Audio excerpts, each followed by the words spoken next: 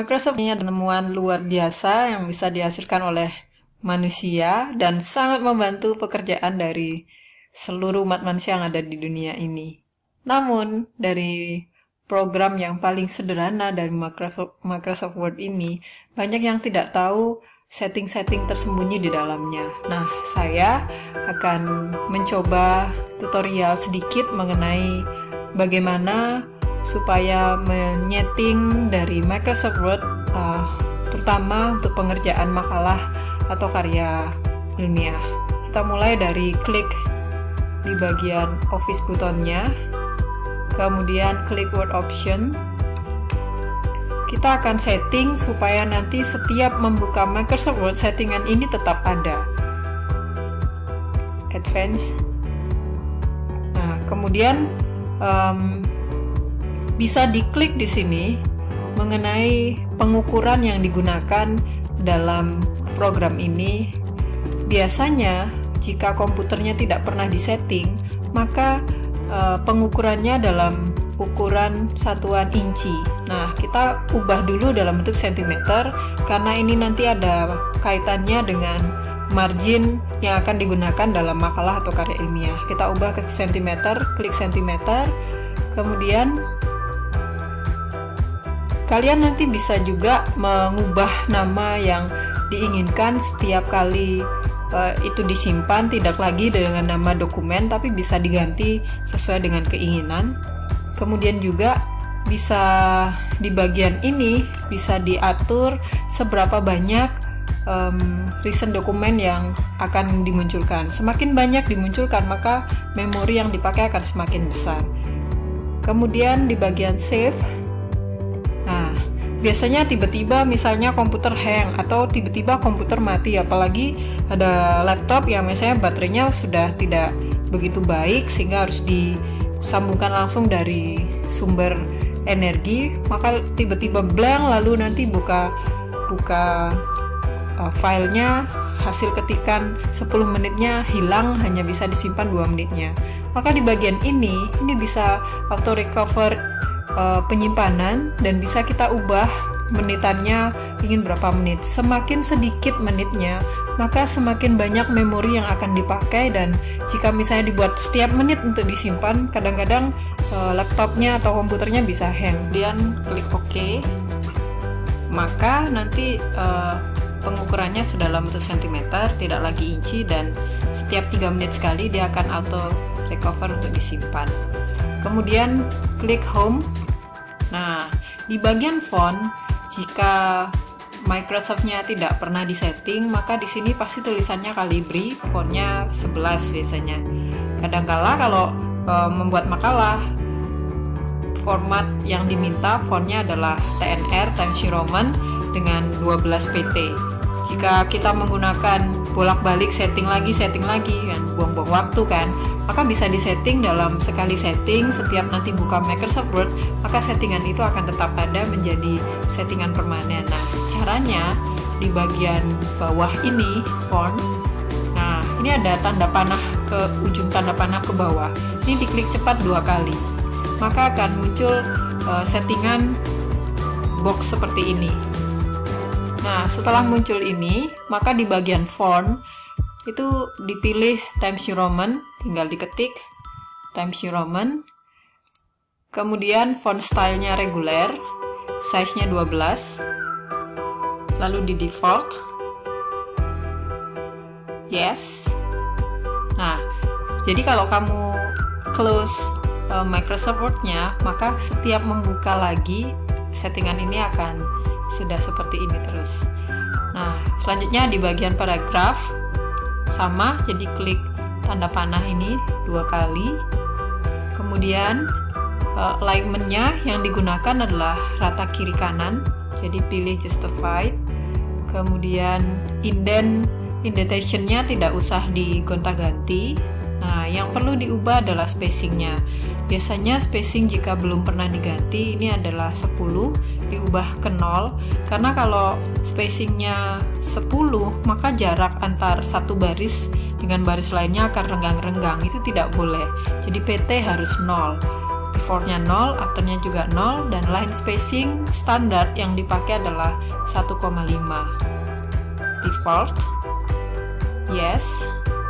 Ya, jadi settingan paragrafnya sudah. Lanjut ke page layoutnya, klik margin, custom margin. Ya, topnya 3, kemudian bottomnya 3, leftnya 4, rightnya 3. Karena tadi settingan yang di pengukuran sudah diubah cm, maka di sini tidak lagi muncul inci. Jadi tidak perlu ketik lagi cm gitu. Nanti otomatis akan keluar, tinggal memasukkan angka aja 3, 3, 4, 3. Nanti otomatis dia akan keluar ukurannya. Kemudian paper. Nah, papernya disetting A4. Kalau belum disetting bisa letter.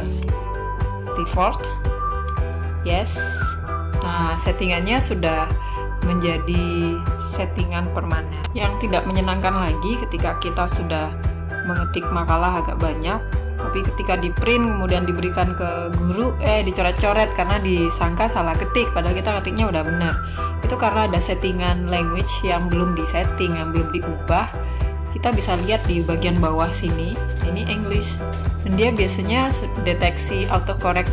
Misalnya mau ngetik teh, kan berubah jadi the jadinya, dan ini salah, sehingga diubahnya dengan cara ini diklik, kemudian ganti Indonesia, terus jangan lupa centang do not check spelling, detect language, kemudian default, yes, oke.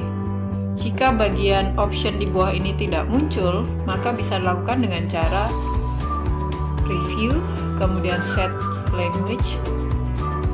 Sama caranya, ini diklik, kemudian dicentang do not check spelling, detect language, terus di default, kemudian di yes, oke. Maka settingan ini akan berubah menjadi settingan Indonesia. Ada satu hal yang tidak kalah penting, itu adalah munculnya pengukuran di bagian layar sini. Jangan sampai untuk membuat garis ngukur pakai penggaris manual. Ini bisa dilihat di view. Kemudian beri checklist pada ruler. Nah, ini sudah muncul garis-garis ini. Jadi fungsinya ini untuk memunculkan atau meniadakan garis. Ya, settingannya sudah selesai, sehingga bisa dimulai pengetikan untuk makalah. Maka kesimpulan tata ketik makalah adalah sebagai berikut.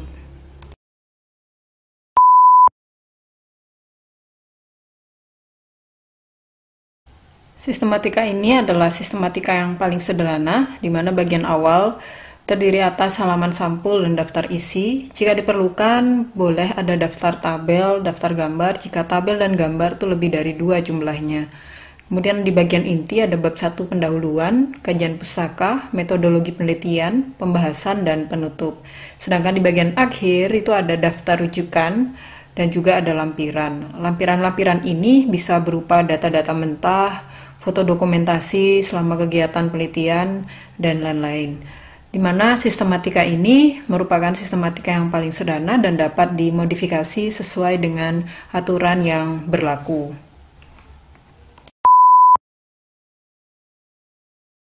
Di judul mencerminkan apa yang akan ditulis di dalam makalah atau karya ilmiah ini. Begini caranya. Halaman sampul. Untuk halaman sampul, biasanya jika karya ilmiahnya ditujukan mengikuti lomba, nah harus benar-benar dicermati permintaan dari penyelenggara lomba. Jadi tidak boleh sampul dibuat sembarang, harus dilihat tata aturan jika itu lomba. Namun pada umumnya sampul itu dibuat berdasarkan tata ketik yang akan saya tutorialkan, dan yang perlu diingat semua isi dari sampul itu fontnya 12. Sekali lagi, jika itu untuk digunakan sebagai lomba, maka harus ikuti tata cara yang ada di penyelenggara perlombaan. Namun secara umum, saya nyampaikan secara umum nih, font yang digunakan adalah 12 dengan spasi 1 lines. Pada judul halaman sampul adalah rata tengah, Dan judul menggunakan huruf kapital dalam penulisannya. Misalnya judulnya adalah pengaruh perbedaan jenis musik, tinggi tanaman tomat, dan masa buah yang dihasilkan. Nah, semua yang ada di halaman sampul ini spasinya dibuat satu. Kemudian untuk judul dibuat cetak tebal dan di enter, dan ditulis jenis yang sedang ditulis laporannya ini. Misalnya ini adalah makalah, atau ini adalah karya tulis, kemudian misalnya ini adalah laporan. Jadi penulisannya setelah di bawah judul itu adalah jenis dari isi yang ada di dalamnya, kategorinya apa. Nah, misalnya ini adalah makalah. Kemudian di bawah jenis yang ditulis ini, baru di bawahnya itu tertulis peruntukannya. Misalnya ini makalahnya sedang disusun karena memenuhi tugas dari mata pelajaran yang dibina oleh ibu siapa atau bapak siapa, ditulis nama lengkapnya. Kadangkala perlu mencantumkan gelar jika itu dibutuhkan. Jika ini makalah atau karya ilmiahnya sedang digunakan untuk perlombaan, maka tujuannya ditulis juga untuk perlombaan apa. Sehingga nulisnya kalau untuk lomba disusun untuk memenuhi persyaratan lomba, tema lombanya apa, dijabarkan, yang diselenggarakan oleh jurusan apa, terus nama kuliahnya, nama universitasnya apa, gitu. Baru nanti setelah peruntukan makalahnya, baru di bawahnya adalah penulisnya. Jika ini ditulis oleh satu orang, maka cukup ditulis dengan kata oleh. Titik 2. Pada ada tanda baca, sebelum tanda baca itu tidak ada spasi, setelah tanda baca baru ada spasinya. Namun jika makalah ini disusun oleh lebih dari satu orang, maka penulisannya tidak oleh saja, ditambah disusun oleh. Jadi kalau ditulis oleh satu orang, cukup menuliskan kata oleh. Jika disusun lebih dari satu orang, maka perlu ditambahkan kata disusun. Penulisannya biasanya urut sesuai dengan abjad dari penulis, dan urutan abjad ini tidak menandakan ada penulis pertama, penulis kedua, penulis utama, penulis ketiga, tidak. Jadi hanya berupa urutan abjad untuk memudahkan dalam hal membaca. Ada juga penyusunannya itu ditulis berdasarkan estetika. Jadi misalkan nama yang pendek di paling atas, paling awal ditulis, sedangkan nama yang lebih panjang itu di bagian bawah, sehingga terlihat estetik ketika dia berada di center itu. Namun menurut hemat saya lebih baik penggunaan abjad supaya lebih mudah untuk membaca penulisnya. Misalnya saya tulis seperti ini nama penulisnya. Kemudian jika ini untuk kampus, biasanya ditulis nomor induk mahasiswanya. Jika ini digunakan untuk anak SMA, biasanya ditulis nama kelas, kemudian nomor absennya. Dan jika ini untuk perlombaan, biasanya lomba-lomba itu tidak meminta identitas dari sekolah atau kuliahnya, cukup ditulis nama lengkapnya saja. Jangan lupa untuk nama ini dibuat cetak tebal, kemudian di bagian bawahnya itu diletakkan gambar. Biasanya ada beberapa yang meminta untuk meletakkan logo dari institusi, penyelenggara lomba, atau sekolah, kampus. Namun jika ini adalah penelitian individu, baiknya supaya aman, kita tidak membawa institusi, maka baiknya kita menggunakan gambar hasil dari penelitian kita sendiri. Ini saya ambil dari Google. Jadi kalau kita punya penelitian sendiri, maka bisa digunakan gambar hasil penelitian sebagai sampul kita, itu akan jauh lebih menarik. Dan menggunakan logo institusi, itu artinya kita punya tanggung jawab di sana. Maka sebaiknya gunakanlah gambar sendiri karena penelitiannya bersifat individu, dan jika memang ini digunakan untuk perlombaan, maka baik kita menggunakan peraturan yang ada di perlombaan tersebut. Berikutnya di bagian bawahnya ini alamat dari pembuatan makalah ini, bisa menggunakan alamat rumah, alamat kantor jika memang itu diperlukan, dan biasanya alamat ini menggunakan cetak tebal dalam penulisannya. Juga kadangkala disertai dengan nomor telepon. Misalnya saya tulis institusinya adalah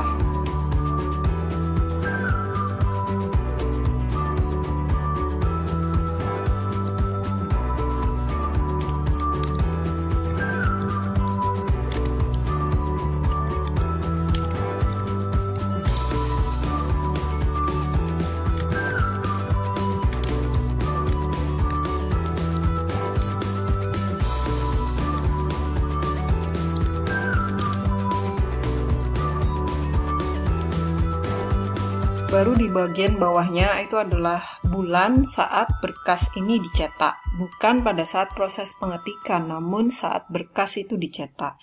Misalkan bulan April 2020. Lalu selalu diingat setelah selesai mengetik halaman sampul, yang perlu dilakukan adalah view-nya kita kecilkan. Kenapa harus dikecilkan? Supaya kita bisa melihat sejauh mana komposisi dari pengetikan yang sudah kita lakukan pada sampul, supaya dia terlihat lebih rapi. Jadi misalkan seperti ini, dari segi judul ini sudah baik, muncul piramid. Jika misalnya belum muncul piramid, maka kita bisa melakukan entering di situ. Nah, contoh yang tidak pas, tidak menarik dilihat ini adalah pada bagian peruntukan makalah ini ditulis. Tidak begitu menarik dilihat, maka bagian sini bisa di-enter. Jadi dia hierarki piramidanya lebih bagus, lebih pas.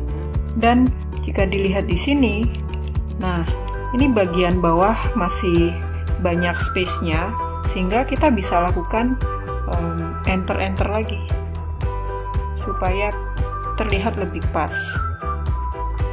Apakah ada ketentuan seberapa kali, seberapa banyak enter? Tidak, ini hanya untuk komposisinya biar pas. Nah, jika sudah terlihat ada halaman baru, maka di-delete lagi. Artinya ini sudah pas. Secara print dia sudah nampak baik sekali. Ya, itu tata cara pembuatan sampul.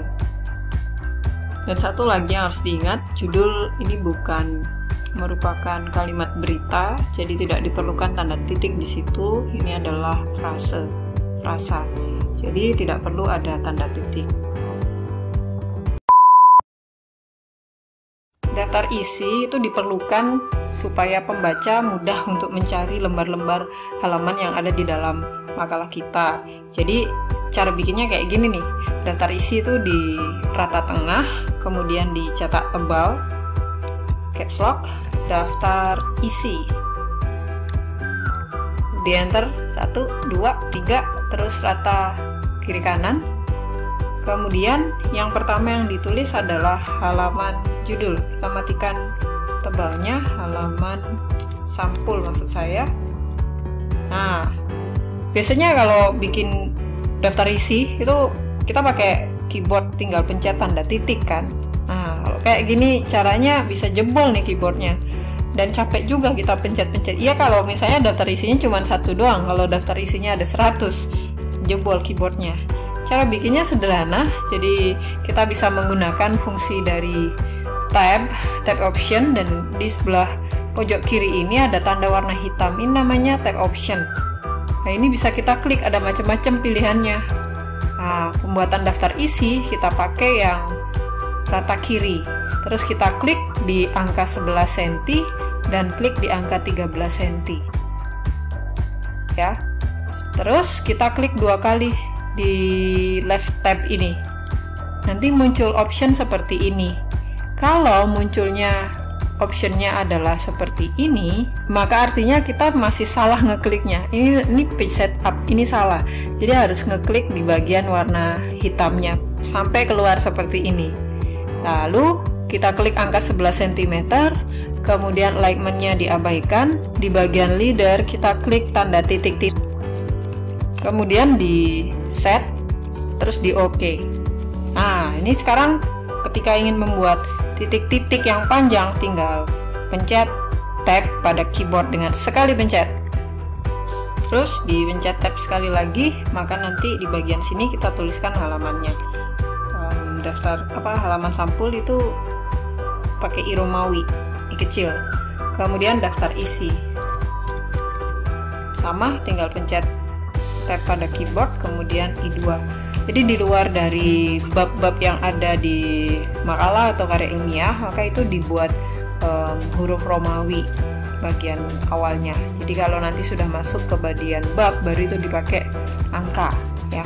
Kemudian di enter sekali, terus pakai kapital boleh, tidak kapital juga boleh. Bab 1, pendahuluan.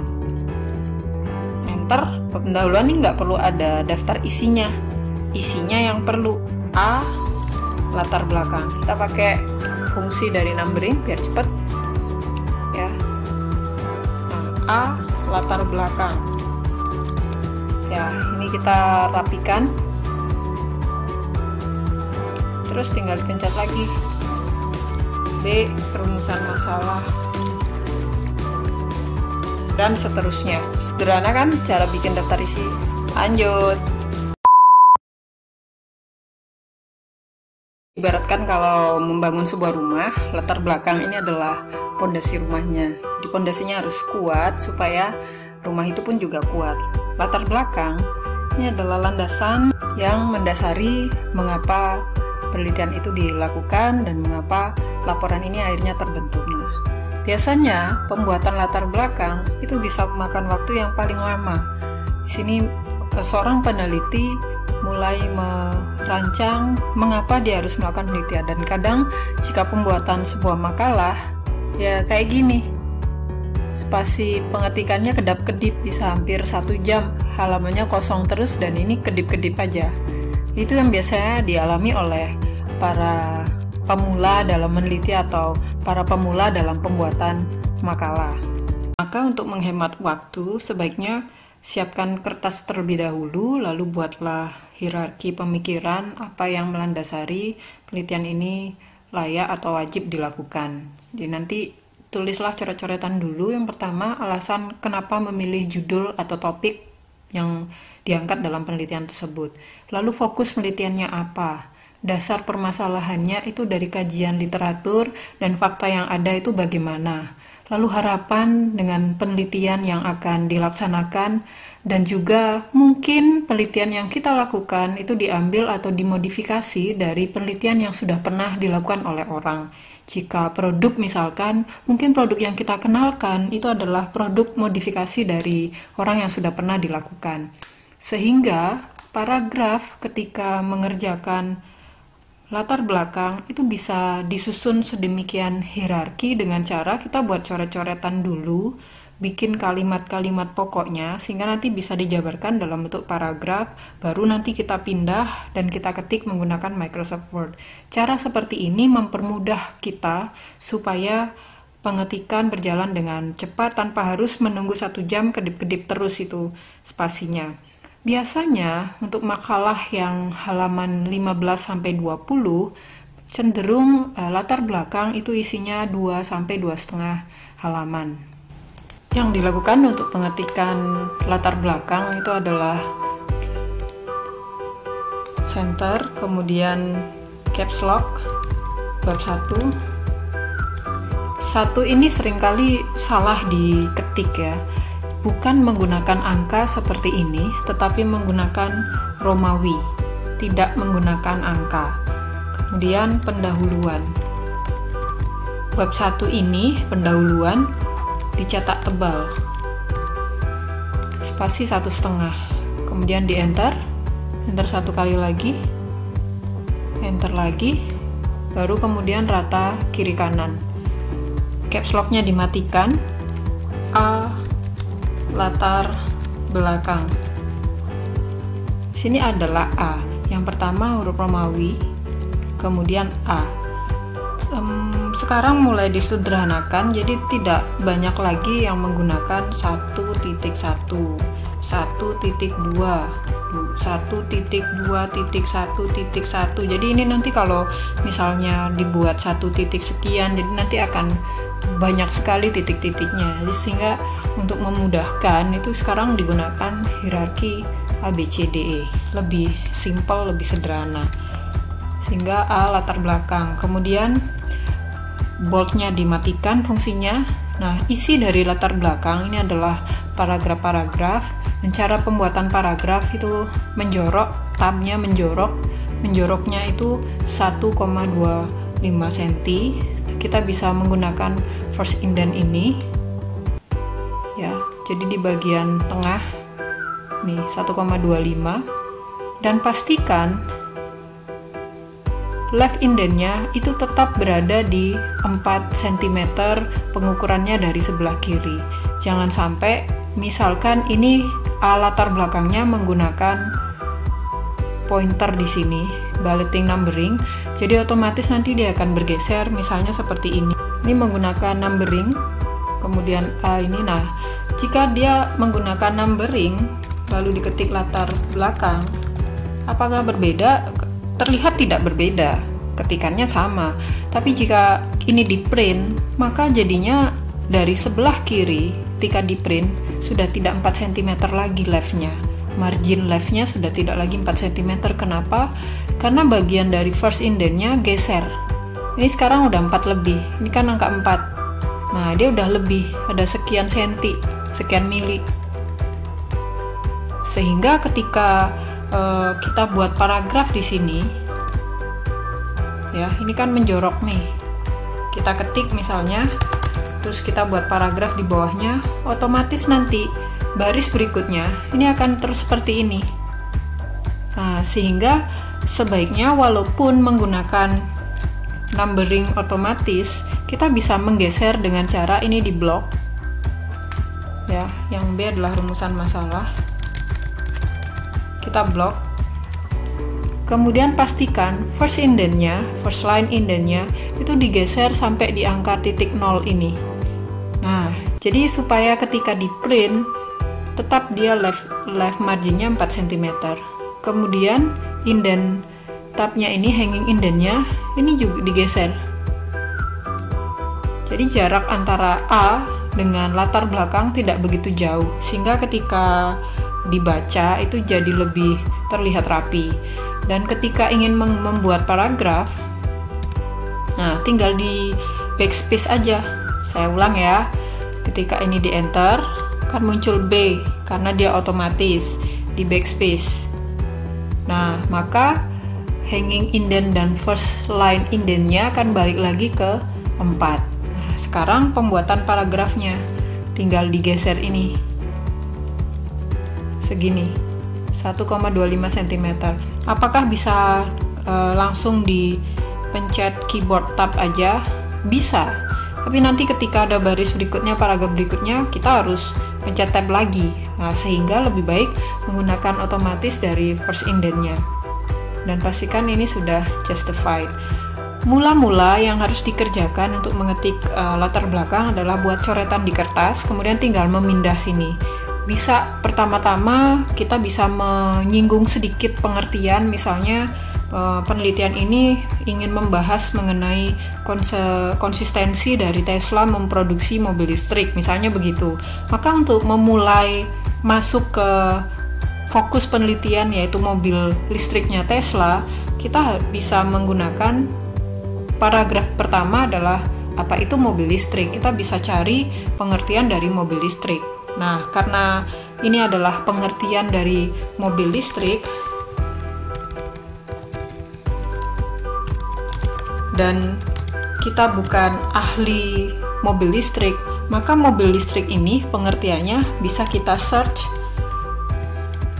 dari internet, atau bisa juga kita lihat, baca dari modul-modul yang ada, dari koran, dari majalah, dari ensiklopedi, dari buku, dari jurnal, dari artikel. dan lain-lain. Karena kita bukan ahli mobil listrik, maka kita bisa ambil dari sumber literatur. Hanya saja latar belakang tidak boleh semua paragraf, semua keseluruhan isi latar belakang itu berasal dari internet, berasal dari literatur. Karena latar belakang ini adalah pondasi dari makalah, jadi lebih banyak hipotesis, lebih banyak opini, lebih banyak tesis dari pemikiran peneliti tersebut. Nah, jika memang dibutuhkan fakta data yang berasal dari literatur, maka kita wajib menyertakan sumber di sini.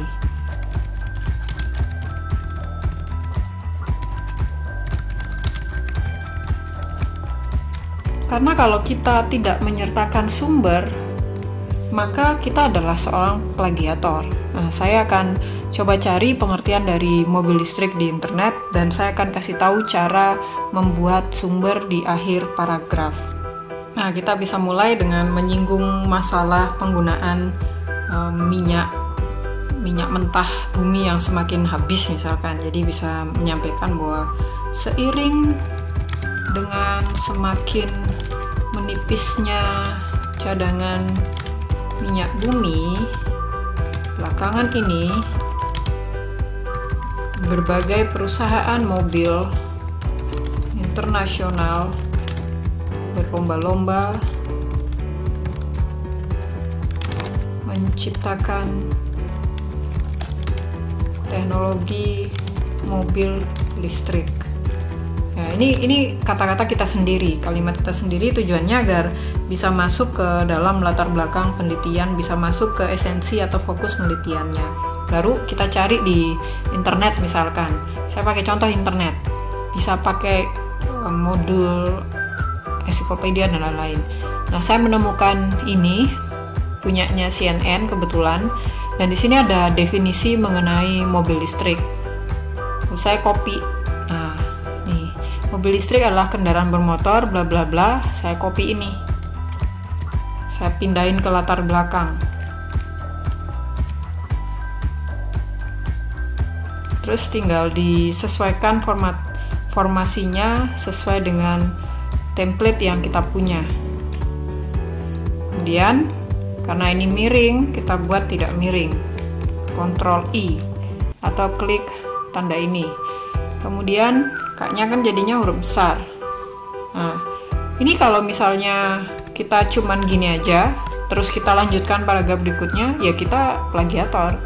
Kok bisa tahu kita plagiator jadinya? Sekarang sudah banyak aplikasi yang bisa mendeteksi bahwa sebanyak apa yang kita ambil dari orang lain tanpa mencantumkan sumbernya.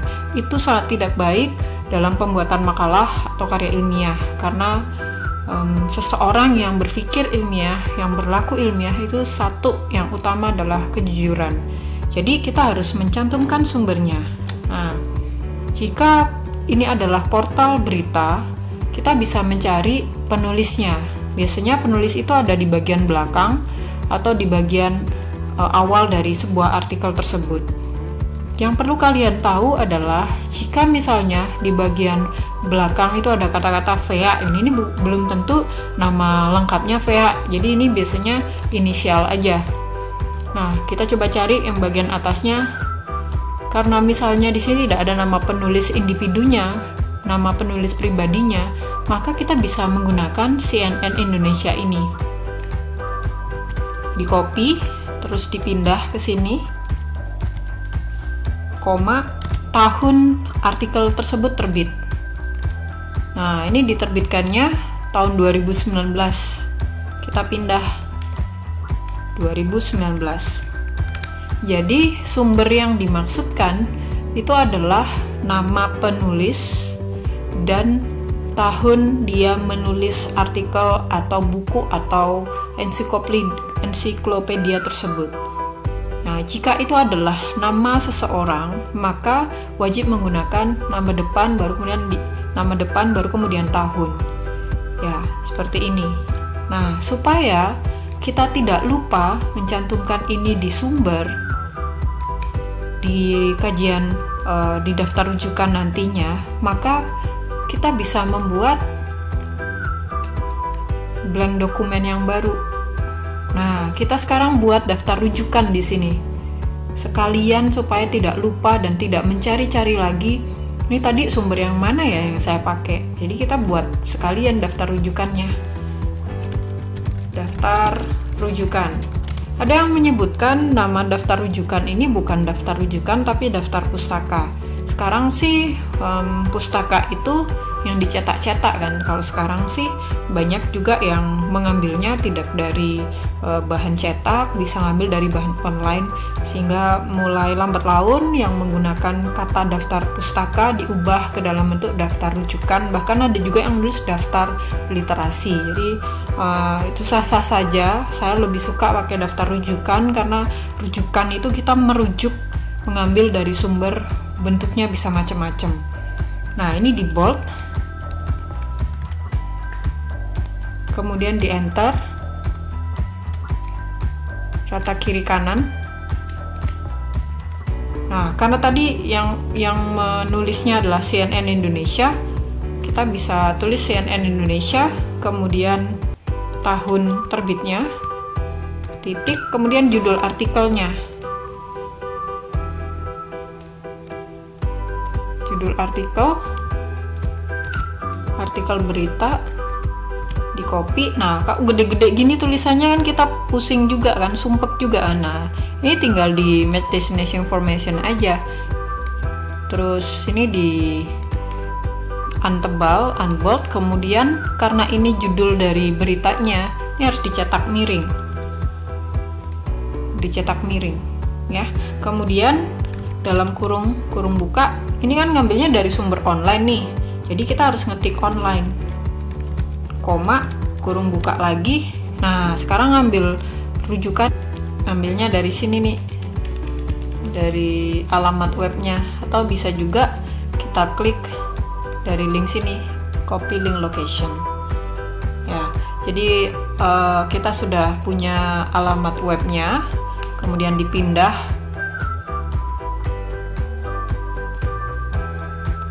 pindah sini.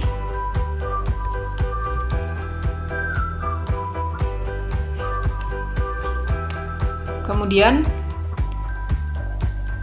ini di kurung tutup. Nah, ketika kita lakukan spasi, pencet keyboardnya spasi, dia akan muncul warna biru-biru dan ada garis bawah birunya. Ini namanya hyperlink. Jadi kalau pas kita buka Word terus kita pengen tahu ini artikelnya yang mana ya, kita bisa tinggal klik. Nanti akan terhubung dengan internet dan akan terbuka itu online beritanya. Tapi kalau kita pas terhubung, yang salah adalah ketika kita cetak ini, kita print, masih ada garis-garis gini, itu salah, nggak boleh. Ada garis bawahnya, tidak boleh. Sehingga yang bisa dilakukan adalah tinggal di undo, hilang dia garisnya. Simple kan? Ulang lagi ya. Ini kan di paste, kemudian kita pencet tab spasi, kurung, spasi. Nah, keluar garis bawah warna biru, kita tinggal undo, Ctrl Z. Simple, jadi nggak usah bingung-bingung. Koma, diakses. Diakses ini tanggal pada saat kita mengakses beritanya. Misalkan tanggal 16 April 2020. Jangan lupa tanda titik di bagian belakang. Nah, apakah ini sudah selesai? Belum. Formatnya, pengetikannya masih salah. Format daftar rujukan itu adalah satu spasi. Jadi ini di blok dan kita ubah dalam spasi satu. Cara lamanya gini. Ya, kalau cara cepat tinggal di Ctrl 1. Dia langsung spasinya jadi satu. Apakah ini sudah? Belum. Nah, untuk daftar rujukan, nama penulisnya itu ada di bagian sebelah kiri, tapi baris kedua dan seterusnya itu harus menjorok 4-5 huruf ke dalam. Caranya adalah di bagian sini kita mainin hanging indent-nya, left indent-nya. Kita geser 4-5 huruf kan. Nah, di sini dia. Ini baru sudah selesai daftar rujukan. Kadangkala daftar rujukan ini ada yang meminta rata kiri. ada yang minta rata kiri kanan. Jadi nanti bisa disesuaikan permintaan atau persyaratan dari makalah dan karya ilmiah yang ditulis. Lalu lanjutkan lagi latar belakang. Ini sudah mulai membicarakan mengenai misalkan penelitian-penelitian sebelumnya, harapan. Ini bisa ditulis urutan sesuai dengan cara membuat latar belakang yang tadi sudah dijelaskan. Maka ketika sudah lancar mengetiknya, isi kepalanya sudah dituang semua 2-2,5 halaman, itu bukanlah hal yang sulit. Demikian mengenai latar belakang.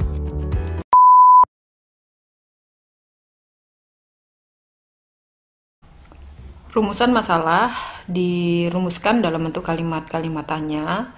Biasanya terdiri atas 2, 3, 4, bahkan 5 rumusan masalah dalam satu makalah. Jika makalahnya 15 sampai dengan 20 atau 25 halaman, 2 sampai dengan 3 rumusan masalah itu sudah layak.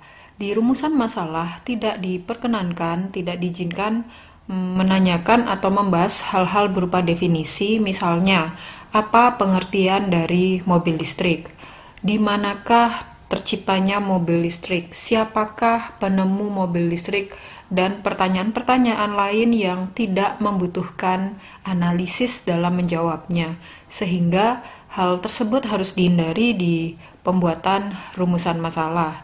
Rumusan masalah sendiri itu adalah kalimat-kalimat yang membutuhkan analisis yang mendalam, karena kalau ditanyakan definisi, pengertian, pasti itu sudah include di dalam analisis tersebut. Contohnya adalah, Kang, bolehlah kita menambahkan, saya bilang, paragraf bombalisasi berdasarkan pemaparan di atas. Maka penelitian yang berjudul tanda petik, misalnya judulnya adalah pengaruh penggunaan mobil listrik dalam usaha penghematan biaya keluarga, petik tutup, dilakukan, titik. Baru kemudian lanjutkan dengan rumusan masalah. Ketika ada rumusan masalah, tidak boleh seperti ini, mepet begini nggak boleh, harus ada enter 1 kali. Ya, harus ada jarak 1 kali, kemudian baru lompat ke rumusan masalah. Nah, rumusan masalah ini kita buat 2 rumusan masalahnya. Jangan lupa ketika kita enter, dia akan muncul numbering otomatis C, kita tinggal delete. Nah, kenapa yang bagian bawah ini saya tidak delete? Karena nanti biar saya bisa lanjut lagi untuk ngetik tujuan penelitian tanpa harus balik lagi nyeting format numberingnya. Nah, rumusan masalah ini sekali lagi enter, terus di backspace. Backspace-nya harus 2 kali supaya pengetikannya dimulai dari margin 4 cm. Kalau kita hanya backspace-nya sekali, maka nanti rumusan masalahnya yang pertama ada di sini. Ketika di print-nya ada jarak renggang, maka backspace-nya 2 kali. Seperti ini. Enter, backspace, backspace. Kemudian matikan bold-nya. Lalu kita pakai numbering 1-2. Setelah B itu 1-2, bukan B.1, B.2, tidak, 1. Kemudian kalau kita lihat angka satunya ini tidak lurus dengan margin 4 cm. Yang perlu kita ubah tinggal menggeser dari first line indentnya ke 4 cm, kemudian hanging indentnya juga kita geser biar lebih rapi. Kata tanya yang bisa dipakai dalam rumusan masalah itu adalah bagaimanakah dan mengapakah. Karena 2 kata tanya ini akan membutuhkan jawaban analisis. Jangan menggunakan apakah, dimanakah, siapakah, tidak. Ya. Saya rumusan masalah yang pertama, bagaimanakah proses pembuatan mobil listrik. Nah, misalnya saya menggunakan rumusan masalah yang pertama adalah bagaimanakah proses pembuatan mobil listrik dan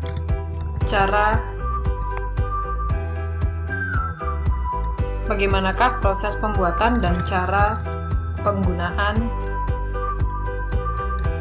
mobil listrik. Jangan lupa tanda tanya. Nah, sebelum ada tanda tanya, maka tidak boleh ada spasi. Seperti ini salah. seperti ini salah, jadi tidak boleh ada spasi. Terus di enter. Yang kedua adalah bagaimanakah hasil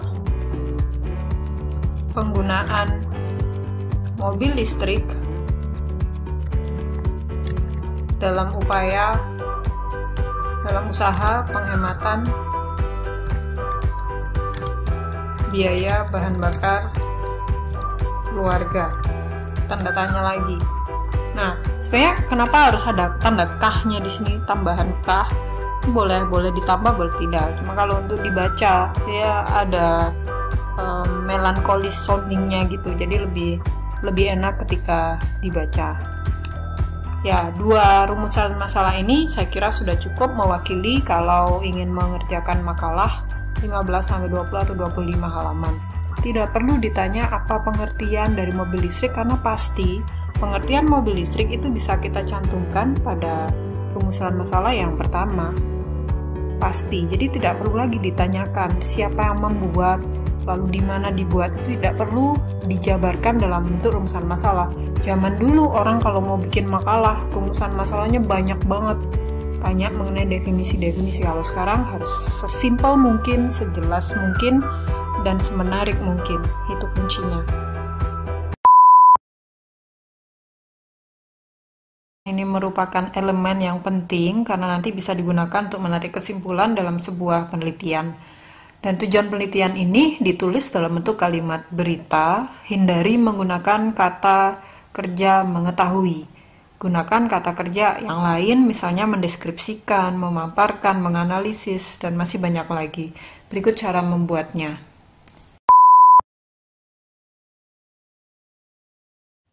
Hipotesis penelitian ini adalah bagian yang diperlukan dalam melakukan penelitian eksperimen supaya nanti kita bisa melakukan langkah ilmiah berikutnya dan juga bagaimana cara mengambil kesimpulan, sehingga dalam judul yang kita gunakan sebagai contoh, maka hipotesis penelitian yang bisa diungkap ada hipotesis penelitian.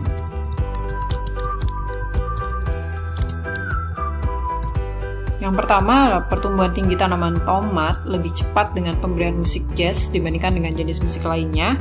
Masa buah yang dihasilkan tanaman tomat lebih banyak dengan pemberian musik jazz dibandingkan dengan jenis musik lainnya. Pemilihan hipotesis ini berdasarkan kajian-kajian literatur yang sudah dibaca bahwa ternyata musik jazz itu bisa meningkatkan performa di berbagai jenis tanaman. Dan ini tidak boleh sembarangan untuk dipilih, hipotesis penelitiannya memang harus didasarkan dari kajian-kajian literatur. Namun jika penelitian bukan penelitian eksperimen, kadangkala hipotesis tidak begitu diperlukan. Penelitian ini ditujukan bagaimana penelitian kita ini bermanfaat untuk orang yang akan membaca laporannya. Dan manfaat penelitian ini bagaimana kita memberikan manfaat. Posisi kita adalah sebagai peneliti. Jika misalnya kita sehari-hari adalah pengusaha, maka tidak bisa kita memposisikan diri pengusaha. Jika kita misalkan seorang siswa, maka kita memberi manfaat sebagai siswa. Tidak, kita memposisikan diri sebagai seorang peneliti. Sehingga cara membuat manfaat adalah sebagai berikut. Begini caranya.